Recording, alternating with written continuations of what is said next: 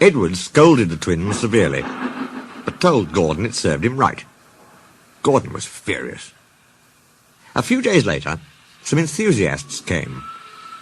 On their last afternoon, they went to the China Clay Works. Edward found it hard to start the heavy train. "Did you see him straining?" asked Henry. "Positively painful," remarked James. "Just pathetic," grunted Gordon. "He should give up and be preserved before it's too late." "Shut up," burst out Duck. "You're all jealous. Edward's better than any of you." "You're right, Duck," said Boko. "Edward's old, but he'll surprise us all."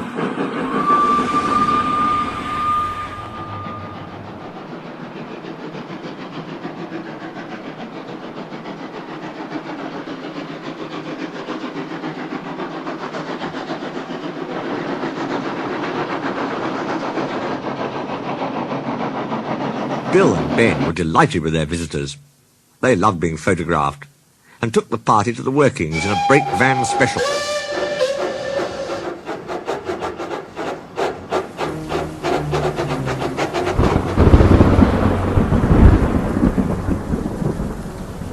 On the way home, however, the weather changed. Wind and rain buffeted Edward. His sanding gear failed, his wheels slipped, and his fireman rode in front, dropping sand on the rails by hand. "Come on! Come on! Come on!" panted Edward breathlessly. "This is dreadful!" But there was worse to come. Before his driver could check them, his wheels slipped fiercely again and again. With a shrieking crack, something broke and battered his frame and splashers up and out of shape.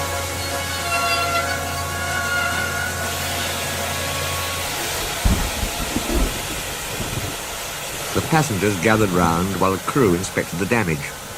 Repairs took some time. "One of your crank pins broke, Edward," said his driver at last. "We've taken your side rods off. Now you're a single, like an old-fashioned engine. Can you get these people home?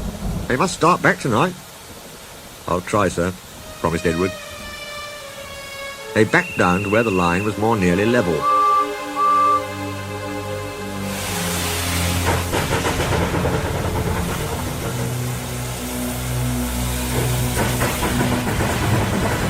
Edward puffed and pulled his hardest, but his wheels kept slipping and he just could not start the heavy train.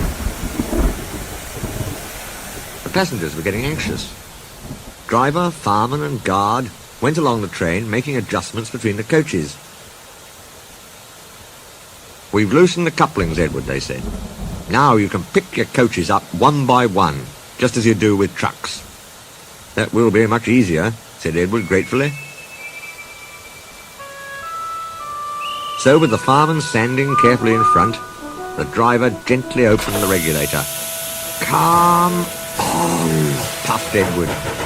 He moved cautiously forward, ready to take the strain as his tender coupling tightened against the weight of the first coach. The first coach moving helped to start the second helped the third, and so on down the train. "I've done it! I've done it!" puffed Edward, his wheels spinning with excitement.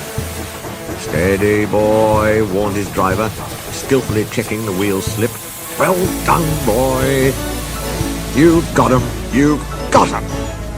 And he listened happily to Edward's steady beat as he forged slowly but surely up the hill.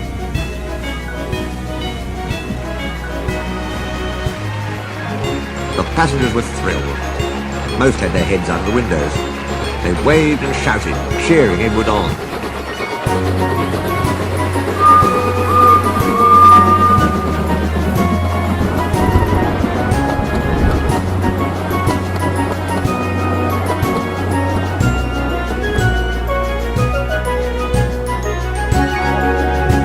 The Fat Controller paced the platform. Henry, with the special train, waited anxiously too.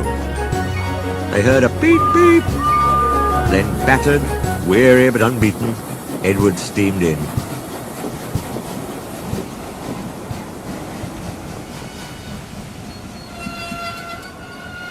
The Fat Controller stepped angrily forward.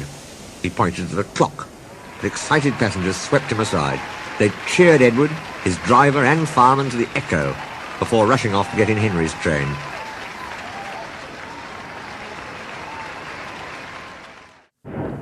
Edward went thankfully to the shed, while Duck and Boko saw to it that he was left in peace. Gordon and James remained respectfully silent.